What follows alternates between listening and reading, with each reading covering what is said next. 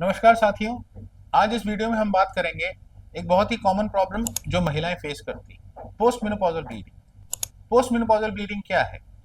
देखिए, मेनोपॉज मतलब महावारी खत्म हो गई। एक पर्टिकुलर एज तक आते आते 45 से 52 साल 55 साल की उम्र में महावारी आना ऑलमोस्ट हर महिला को बंद हो जाता है। पोस्ट मेनोपॉजल ब्लीडिंग क्या है? एक पर्टिकुलर एज जिसपे महावारी बंद हो जानी चाहिए, उसके बाद भी अगर ब्लीडिंग हो रही है तो उसको हम पोस्ट मेनोपॉजल ब्लीडिंग कहते हैं। इसके सिम्टम्स क्या होते हैं? पोस्ट मेनोपॉजल ब्लीडिंग जो टर्म है वो सेल्फ एक्सप्लेनेटरी है। कोई महिला जिसमें माहवारी बंद हुए कुछ महीने कुछ साल हो चुके हैं, या फिर माहवारी बंद होने की एज निकल गई है लेकिन ब्लीडिंग कंटिन्यू कर रही है, उसमें ब्लीडिंग होगी, माहवारी की तरह ब्लीडिंग होगी।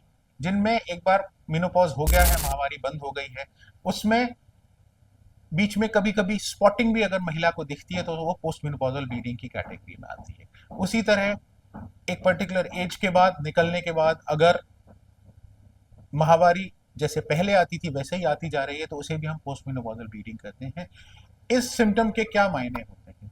देखिए, कुछ पेशेंट्स में ये सिम्टम कैंसर का प्रतीक हो सकता है।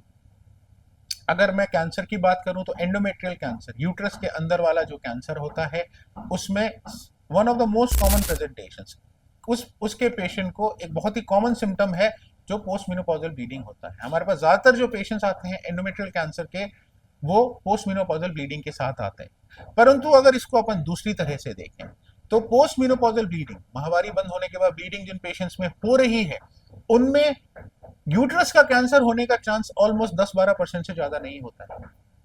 ऑलमोस्ट 85 से 90% पेशेंट्स में पोस्ट मेनोपॉजल ब्लीडिंग का कारण कोई ना कोई बिनाइन प्रॉब्लम, मतलब नॉन कैंसरस प्रॉब्लम निकल के आता है, जिसका बड़ी आसानी से इलाज संभव है।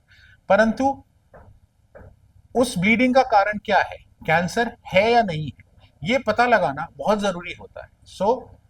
मेरी राय है कि पोस्ट मेनोपॉजल ब्लीडिंग किसी भी महिला को अगर होती है तो उनको उसे इग्नोर नहीं करना चाहिए, तो तुरंत अपने गायनेकोलॉजिस्ट या फिर ऑन्कोलॉजिस्ट से संपर्क करना चाहिए। बहुत बहुत धन्यवाद।